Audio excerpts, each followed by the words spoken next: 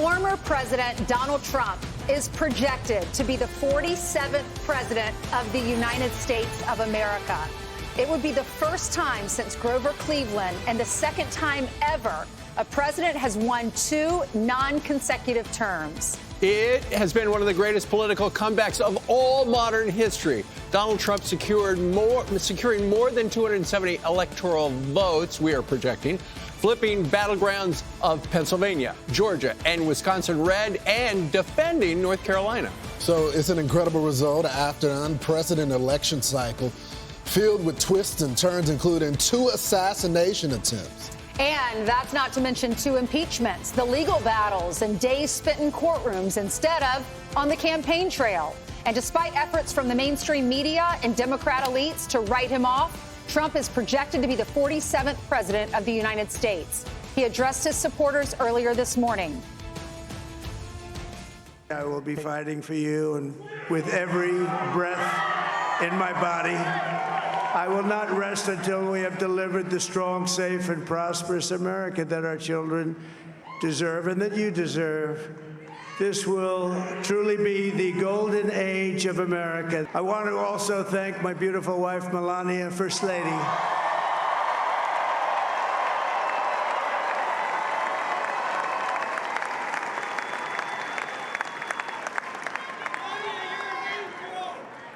Who has the #1 best-selling book in the country. Can you believe that?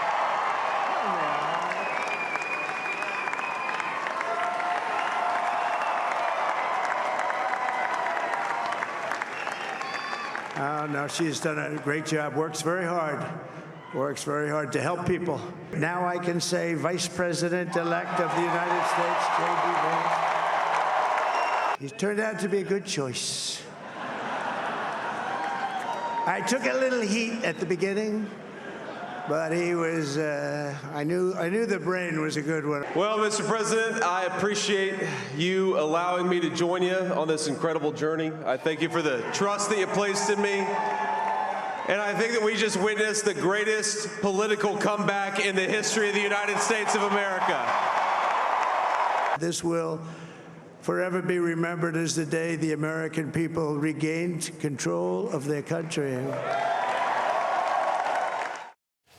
Wow. It's hard to put all this in perspective, but there's other major stories this morning. Republicans are set to regain control of the Senate, perhaps in a big way, ending a 4-year stretch in the minority after flipping an Ohio seat red. We have live team coverage on the historic morning. Madeline Rivera will give us an update on all the Senate races, and a huge win for Republicans, and many on the precipice of doing just that. Kevin Corke has the key issues on the ballot in different states. But first, Lucas Tomlinson is live at the White House with Trump's path to victory. Lucas. Well, good morning, Brian. As Stephen J.D. Vance said adroitly, this has to be considered the greatest political comeback in history. We knew who would win. The battleground states would win this election. And, of course, it all started with Pennsylvania. Whoever won Pennsylvania, no doubt, was going to win the race. The race was called in Pennsylvania at 1:19 a.m. No question, Trump's campaigning in the western part of the state recently helped move this race over the finish line. The state is the second largest producer of natural gas, and where fracking produces a majority of this country's energy, working class Americans helped move Trump over the finish line. Now let's move down to Georgia. The state was called for Trump at 12:48 a.m., a state Trump narrowly lost in 2020 and vital to his re-election win.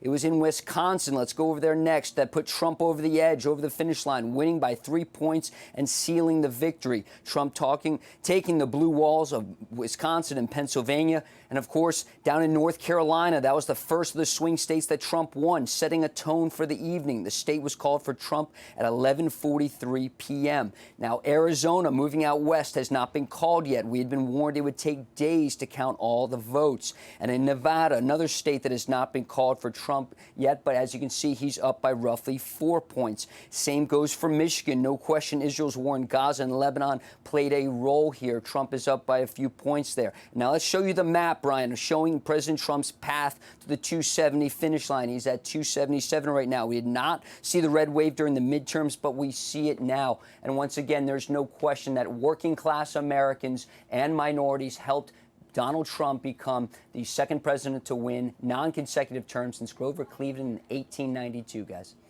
Indeed. Right? All right. Thank you very much. You know, and as Lucas is standing there at the White House, you got to figure Joe Biden upstairs watching on the big screen. Joe Biden this morning is saying, I told everybody I'm the only one who could beat Donald Trump. But of course, we saw that Joe Biden who went to that debate could not beat Donald Trump. I couldn't care less about Joe Biden. I really couldn't. Well, he paved the way for this. Right. He paved the way by being a terrible president. And this is what the American people said. It's not my opinion. It's not our opinion. This is a total rejection in every way. And the areas and the demographics that Donald Trump didn't win, he gained massively. If you even look at Chicago, Joe Biden, 80+% of the vote. It's now 60% for Harris. She did not outperform Biden in a single state. And for those people who said this is way too close to call and Donald Trump is blowing in at the last minute, and what about that MSG rally, and what about that comedian? You still don't understand the country. Yeah, because when you look at the voter analysis, it tells a much different story than all the pundits that went on TV.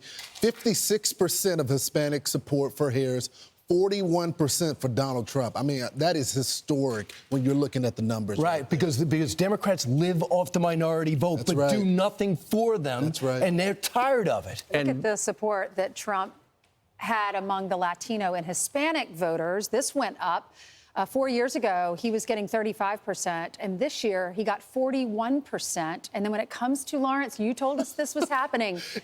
Everyone ignored this trend. We were screaming at the top of our lungs that there is a new day, and he almost doubled his support amongst all black voters, not just black males. 2020 was at 8%. At 2024, 15%. Almost doubling it. You know, and historically, the Democrats lead with the younger voters. And in fact, last night, a lot of people on the political left were talking about how, look at the long lines at the colleges. Well, okay, there were long lines. And Kamala Harris did wind up with a majority of people under 30.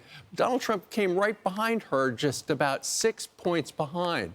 But here's the one. And this goes to a whole suite of numbers that we've got about what really had people go and push the button for Donald Trump. And that is this. In our Fox voter analysis, we talked to 110,000 people across the country. And those falling behind financially went for Trump by 63%, only about a third of the country for Donald Trump. And ultimately, the other number that is the reason he will be the next president of the United States, 70% of Americans said America is on the wrong track and they want something. So is new. this the end of legacy media? Is this the end of you watching other networks and they tell you how to vote? They saw right through this. They saw right through them peddling all the lies, the conspiracy theories. This is a man who has survived so much. All of the court cases, all of the investigations, 2 impeachments, 2 special prosecutors, opposition from a chunk of his own party, including his former vice president. And last night he said at the speech, or this morning I should say, he said, everyone told me that God had a purpose for my life, that he spared me during these assassination attempts. A couple of things come to mind. I walked in today, and I know we declared I was up at 2:05. We declared at 2:25, 2:35, around there. I watched the president's speech in the car ride in. And I thought, I was just shocked to see nobody else is declaring that Trump won. What more do you need to see? Yeah. The popular vote, almost every battleground state, almost impossible to catch up. In fact, as I'm walking in today, CNN has an announcement. New Jersey will go to Harris. Yeah. Really? That's your announcement? And Newsweek, yeah, go ahead. And they know, Brian, to your point, that he's going to win this. And the because popular vote. The panic has already started to. They're blaming voters. They're saying it didn't work as it relates to. They're talking about his indictments. They're talking about everything else but what the American people said, which is the economy was the number one issue. They want to change. The American people want and immigration as well. And there was no response on the campaign trail to any of those issues from the Democrats. Well, a lot of them were waiting for the Associated Press to go ahead and project. It's a big mystery, but can I just add one thing? Let me just finish this one thing about it. When you look at, because it goes with what I was just talking about, when you look at the big newspapers right now, to your point, Ainsley, the New York Times, the Washington Post, and the Wall Street Journal all are just simply talking about the comeback, and he's on the verge. So it's on the verge until they officially declare. So a couple of things. If you want to know how sober the country is and how detached American politicians are, in California, the crackdown on crime bill. Yep. Prop 34, which she says, She I'm not didn't even wanna give going an to answer. tell you what the vote is. Yeah. These people who are victims of smash and grab, small business owners, those people that don't feel comfortable going out of their house, going to a theater, wherever, stealing their car, whatever it is, they called in California to crack down on crime. I think that says so much about the country. That Kamala Harris wouldn't admit how she voted. And it's no big deal, according to Senator Murphy. It's no big deal. Right. It's no big deal. She doesn't want to tell everyone that to the voters. that she's tough on crime. Well, the voters have demanded that the candidate tell them what they will do, as opposed to, I am going to be joyful, I'm going to be happy, and that should be enough. I'm younger, and I'll be different, but I won't do anything different. Well, there were a bunch of propositions and amendments on the ballot, including a lot of the pot and abortion down in Florida. We're going to talk all about the various other ballot initiatives in a little bit. I'm Steve Ducey. I'm Brian Kilmeade. And I'm Ainsley Earhart. And click here to subscribe to the Fox News YouTube page to catch our hottest interviews and most compelling analysis.